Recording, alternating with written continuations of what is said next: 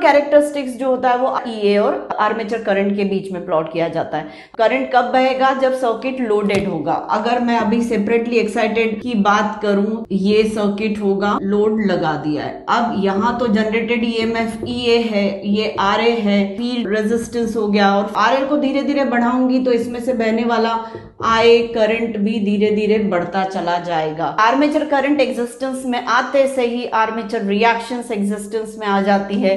मतलब आप ये समझिए कि आपने लोड लगा दिया जनरेटर पर, लोड लगाने पे क्या हुआ? आर्मेचर करंट बहने लगा।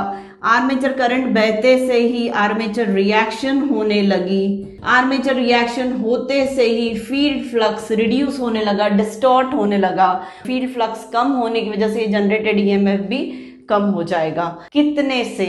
जितना आर्मेचर रिएक्शन उसको कम कर रहा है। अगर आर्मेचर रिएक्शन नहीं हो रहा होता, पूरे टाइम कांस्टेंट फ्लक्स होता, आर्मेचर रिएक्शन नहीं हो रहा होता, तो आर्मेचर करंट के होने का कोई फर्क नहीं पड़ रहा होता। फील्ड फ्लक्स हमेशा कांस्टेंट बना रहता, उसमें डिस्टॉर्शन ही नहीं होता, तो जनरेटेड ईएमएफ भी जो होता आर्मेचर के अक्रॉस वो भी सदा कांस्टेंट बना रहता।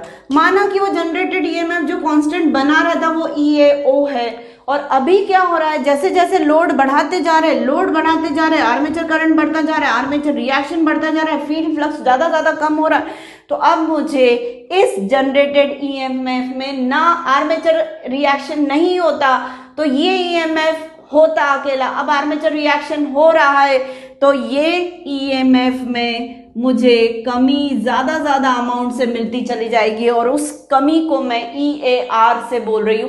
मतलब अगर आर्मेचर रिएक्शन नहीं होता तो हमेशा ईएओ ईएमएफ ही इंड्यूस होता आर्मेचर में। आर्मेचर रिएक्शन हो रहा है, लोड बढ़ाते जा रहे हैं, तो ईएआर बढ़ता जा रहा है, तो जनरेटेड ईएमएफ कम कम कम होता चला जा रहा है, कम कम कम होता चला जा रहा है जनरेटेड ईएमएफ। तो ये मेरा कर्व है ईए अगेंस्ट आए का। जब लोड नहीं है तो ईए किसके बराबर है? ईएओ के। लोड नहीं है तो आर्मेचर रिएक्शन नहीं है तो ईए किसके बराबर है? ओरिजिनल जनरेटेड ईएमएफ के बराबर है। और यही इंटरनल कैरेक्टरिस्टिक्स होता है।